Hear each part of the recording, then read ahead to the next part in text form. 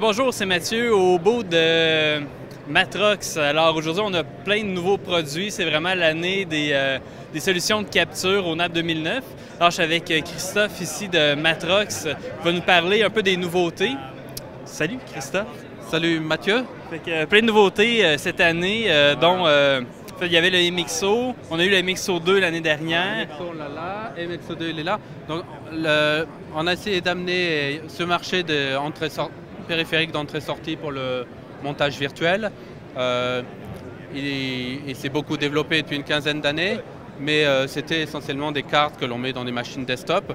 Il y a 2 ans avec le MXO et surtout l'an dernier avec le MXO 2, on a essayé d'ajouter un peu plus de dynamique en amenant de la portabilité. Donc non seulement les faire marcher avec des laptops, des desktops, mais pouvoir les faire marcher avec plusieurs machines dans le studio de production.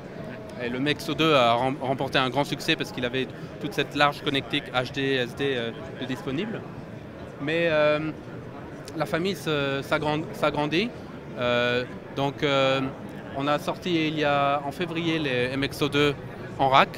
Des clients nous avaient demandé, j'aimerais bien aussi avoir la même technologie de disponible, mais que je peux mettre dans un nodal, machine room ou bien dans un Obi-Van, un car régie. C'est comme un MXO 2. Même technologie, et tu as un peu plus de connectique audio. Donc,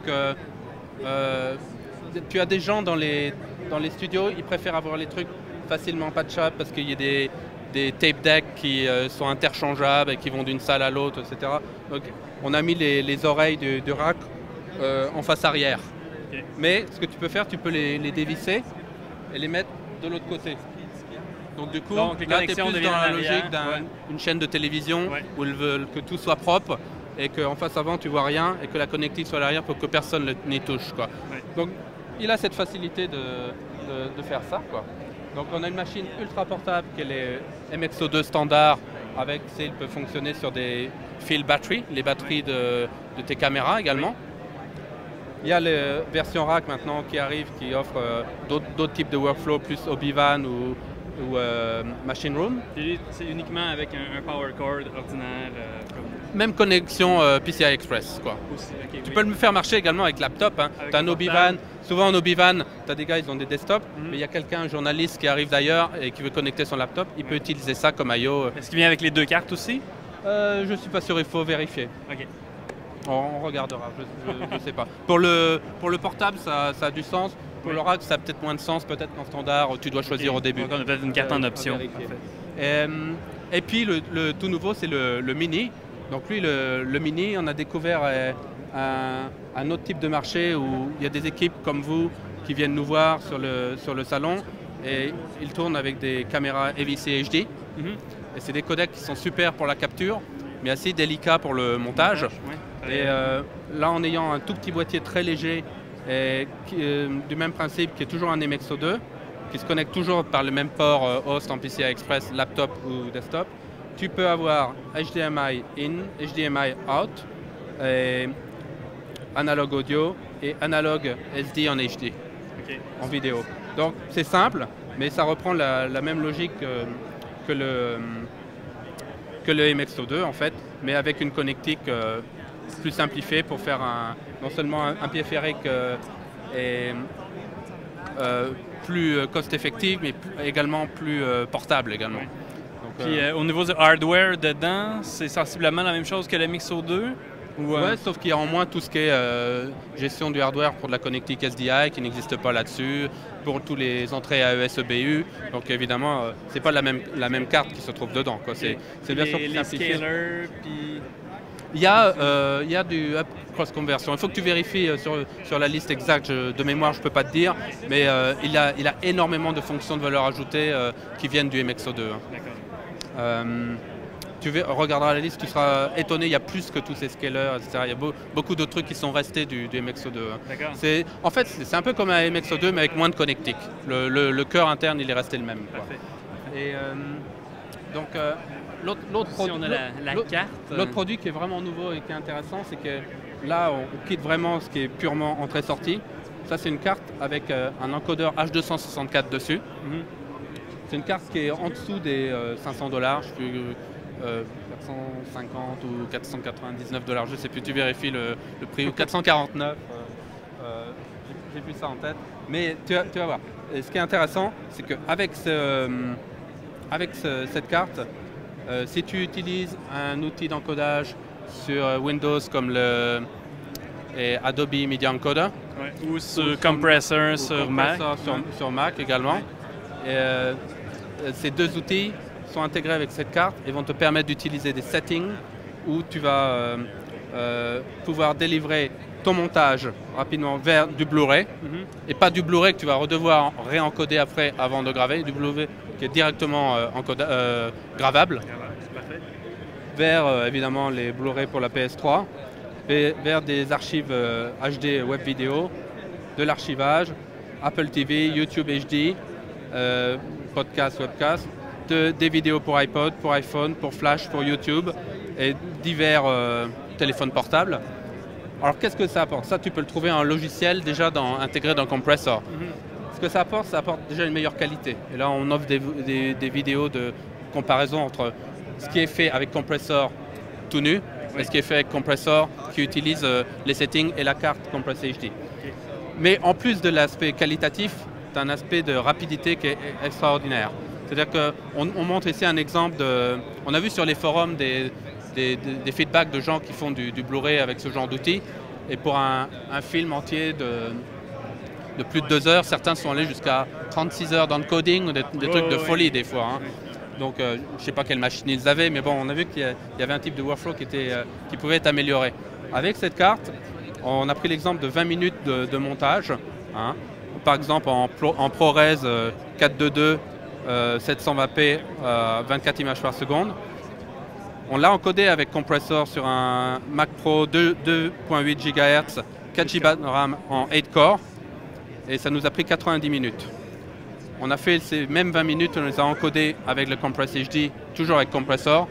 Ça nous a pris moins de 20 minutes, ça nous a pris environ 15 minutes. Donc moins que le temps réel pour faire quelque chose qui prenait beaucoup plus que le temps réel. C'est très vite amorti hein, pour le prix de ce genre de produit, parce que rapidement en 1 semaine ou 15 jours, le temps que tu as gagné, c'est vraiment intéressant. Si tu fais la même chose avec des fichiers, c'est dans les démos sur le stand pour délivrer le même vidéo que tu as fait en 20 minutes, mais plus pour du Blu-ray cette fois, mais pour du iPod ou un iPhone, c'est pareil, là tu fais ça en même pas 10 minutes. Aussi, la technologie Max se retrouve dans la série MXO2. Voilà, c'est ça, c'est cette même technologie qui te permet de sortir ton montage vidéo de façon très rapide et de l'encoder aussi bien vers du Blu-ray, des iPhone, iPod, etc. On s'est dit, ok, pourquoi a-t-on la place de la mettre dans les nouveaux boîtiers MXO2? C'est-à-dire le standard, qui est très portable, le rack mount, mais aussi dans le mini, le tout petit qui est à HDMI in et out et analogue, SD-HD. Et on s'est rendu compte qu'il y avait la place, quoi. Dans notre design, on avait prévu de possibilités d'extension future, quoi. Et donc on l'a intégré. Si bien que maintenant, tu vas pouvoir commander aussi bien les versions standards pour des workflows juste entrée-sortie vidéo avec toute la connectique, avec Final Cut Pro et toute la suite de logiciels qui utilisent ça, After Effects, etc. Mais aussi, tu pourras commander ton MXO2 en version Max, ton MXO2 Rack en version Max et ton MXO2 Mini en version Max. Et par exemple, si tu prends tout le marché, pas vidéo, semi-professionnel, etc., mais des web designers qui doivent de plus en plus mettre de la vidéo sur le site web de leurs clients.